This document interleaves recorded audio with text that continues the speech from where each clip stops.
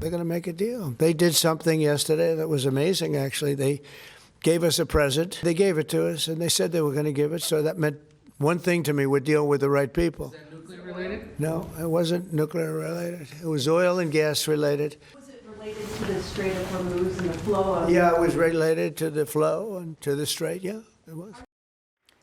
A ceasefire framework is taking shape. No details, no paperwork, just a signal. And for the global markets, signals are everything. Welcome to the Big Money Show, everyone. I'm Jackie DeAngelis, along with my co-hosts Taylor Riggs, Dagan McDowell, Brian Bremberg. With us for the hour, Rosecliff founder and managing partner Mike Murphy. Great to see you all.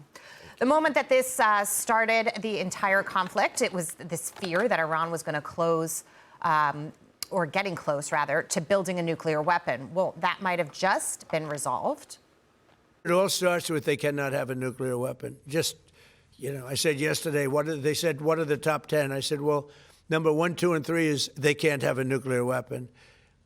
And they're not going to have a nuclear weapon. And we're talking about that. And I don't want to say in advance, but they've agreed they will never have a nuclear weapon. They've agreed to that.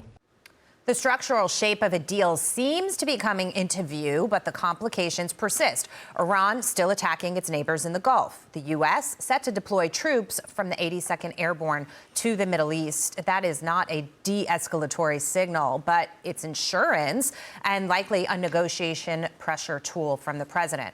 Markets trading on the possibility of peace. Stocks sharply up today. Oil is trading lower. Dagan, we have this 15-point victory plan on the side of the United States. There are a lot of demands there. The Iranians are saying, well, we don't agree to any of those demands, although the president is saying that they have agreed in principle to some of those demands. So it's hard to read through the tea leaves and really understand what's happening here. I wanted to get your thoughts. Whatever Iran says, they're lying. We know that. That is the only thing that we can understand with certainty. But if you look, what is astonishing is if you look at how oil has traded, because that is regardless of what the Iranian regime says, that if you look at how oil has traded since this conflict started February the 28th, that the fact that West Texas Intermediate is trading at less than $91 a barrel. It has never gotten anywhere close to energy crisis levels, despite the fact that very little oil has been traveling through the Strait of Hormuz. And Javier Blas at Bloomberg wrote this piece saying Trump is winning the oil price jawboning battle. But the oil market is what you have to follow in terms of what is being done and what the resolution will be. Okay. And that tells you that resolution in some way is nigh, and that oil will continue to flow in perpetuity, and potentially, and this is my best guess, is that Iran will wind up being able to produce and export unfettered, with no restrictions and with no sanctions, a great deal more oil than it does right now. That I think that ultimately, if you bring Iran into the rest of the world, that's the end game and potentially happen. And that would be part of what would take the price down substantially when this conflict is over. Some ships, Taylor, are going through the Strait of Hormuz with, permission right now. But what makes me a little nervous, even though the market seems to be fluffing it off today, is this idea that we're sending more troops. They keep with their attacks. Nobody has backed off in any way. So, it's not over until it's really over. I agree. And that's why I get worried. I think the markets get nervous about thinking, oh, there's a 5-day peace plan. It's over. Everyone's looking for an off-ramp. It's over. I'm with you that until the Strait of Hormuz is open, it's not over. That, for me, if oil prices for Dagan, for me, is the Strait of Hormuz open or not? That is sort of like my signal in terms of being calm. Few things under the surface today that I want to bring to our attention. Import prices came in for February, up 1.3% month over month, double the estimate, and also comes after an upward revision to January, which had an 0.8% rise as well. The good news is It's a high-tech story in many instances. Import prices of computers and semiconductors jumped 7.7%, the fastest on record. That shows the veracity of AI demand. But I don't like that import prices were increasing in February, because we know that maybe in March they could increase further, given the Strait of Hormuz is still shut down. The only other thing, too, that makes me nervous, though a little bit less so, is I'm starting to hear some of those conversations about stagflation, which is higher inflation and a slowing or gross or icky labor market. It's similar to what we had in the 70s in 2022, but the good news is we are not there in terms of the like the way that it's going, the velocity of what we're seeing. So seeing similar issues, but we're not quite there yet. But I just wanted to throw that out there, because the longer that strait remains closed, the more I start to hear those rumbles of stagflation, and I don't like that. The good news is the Fed isn't going to hike, which is what they did in 2022. Which is sort of stagflationary. And Brent futures right now, the 6-month futures are at 84. Back in 2022, 6-month Brent futures were at $100 a barrel for a long time. Just wanted to throw that out there. There were a few things this morning that I didn't like to see. Okay, I peeked over at your paper a little bit, and I see a headline: the Venezuela option does not exist in Iran. Oh, I do want to talk about this. I said that yesterday. Yes. I know, I but how said do you that know what- yesterday. do I agree or disagree with that headline? I think you agree. Wait, which- stop reading my paper. I agree. These are my secret thoughts. But back to the president's soundbite that we started with at the top of the show. He said Iran will not have a nuclear weapon. Yes. He said that from the beginning. He's meant it. It's part of this military operation. In my view, the president is making no deal unless that standard is met by the opposition. I don't think they will personally, just give that up. But you don't know how desperate they are.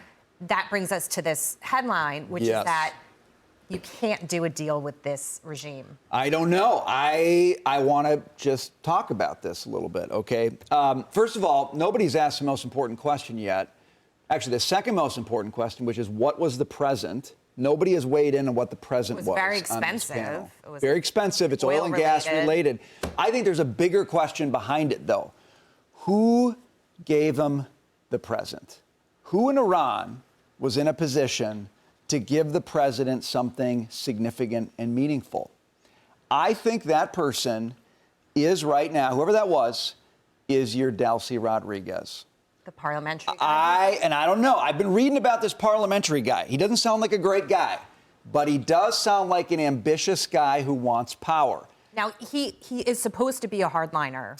Well, under the surface, even some though you think say he might not be as bad. Some say he's a hardliner. Some think he towed the hardliner line to gain power, but that's not what he's about. I don't think President Trump is afraid at all of dealing with characters like this guy. What he wants to know is, can we get what we want? And I agree with you. What he wants is, we don't want nukes. We need some verifiable no nukes thing and missiles. But if this is the guy he's dealing with and Trump thinks he can deal with him, if he can read him better than the rest of the world, then I would say you're more likely to get a Venezuela option in Iran than you're going to get like an Iraq nation building option. I had not thought of this, in I have Iran. to say. Okay, so that's where I'm reading it. But I think it comes back to, it's not about the gift. Everyone's like, what's the gift? Who gave it to him? Who's in a position? That's who he's talking to. And he must believe that person is somebody he can deal with. And he's not afraid of tricky characters. He's just not. What if that person, however, is faking him out and making him think that they can work together, and then at the end he becomes a hardliner anyway? That's Trump's secret weapon, Jackie. He's very good at sussing that out. Don't you think? I This think is he's why a you hire good This is judge of why you character. hire that guy. Murphy, right? I mean, he's dealt with these people his whole career. He knows how to deal with this. If you could handpick one person in the world to be negotiating on our behalf right now, I think it would be Donald Trump. So I think the situation out there could get worse. It's still, we're in a war, so that's not a positive necessarily. But I think the end game, I think the end will justify the means. I think when we get to the end, and more importantly, talking about oil, here we are at $90 a barrel. So the market went up, and as Dagan pointed out, it didn't go to crisis levels. I think the market believes it's telling you that there's an end game here, that there is going to be some sort of a resolution. Who it's with, I think no one really knows outside of the Oval Office. But I think that's why the markets are starting to show some resiliency here. But let's look what happened. Today's Wednesday. When you get to Friday, going into the weekend, if a deal hasn't been announced and agreed to, will the markets still have that resiliency? Are people willing to stay long equities or long any holdings going into a weekend where if the deadline passes, President Trump, there's not going to be a red line in the sand that President Trump walks away from. If there's no deal, I believe the next outcome for Iran is total obliteration. I mean, the 82nd Airborne arrives on Friday. Well, yeah. So you bring up a really important point, which is what exactly is he doing? We don't even know how. What? Go ahead. No. We don't even know how many troops are going to be on the way via the 82nd Airborne. Who is expected to arrive on Friday is the USS Tripoli and the 31st Marine Expeditionary Unit, who will be within the CENTCOM sphere. That's Friday, I believe. So I'm looking and at so that. That could focus attention. 800 Marines are infantry, 20 out of 2,200 total Marines with the USS Tripoli, 800 Marines, the rest are support and logistics of the 2,200. You also have the Boxer Amphibious Ready Group and the 11th Marine Expeditionary Unit. They left California last Thursday. Yeah. So those two plus the 82nd. I'm looking at that as maybe an insurance policy, but I'm also looking at our 15-point plan, which is saying no nukes. You got to completely disband it. But also what the Iranians supposedly are asking for, because they have their own list of demands that they're saying, unless we're not agreeing to anything you said, but we have our own list. And they want permission to maintain a missile program without any negotiations or limitations.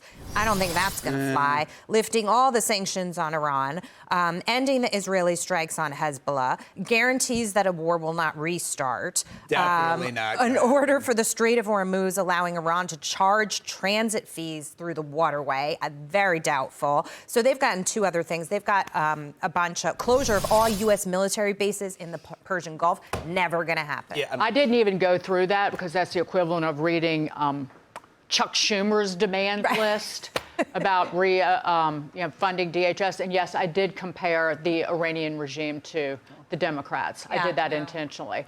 But on the stagflation thing, did anybody compare it to the 70s?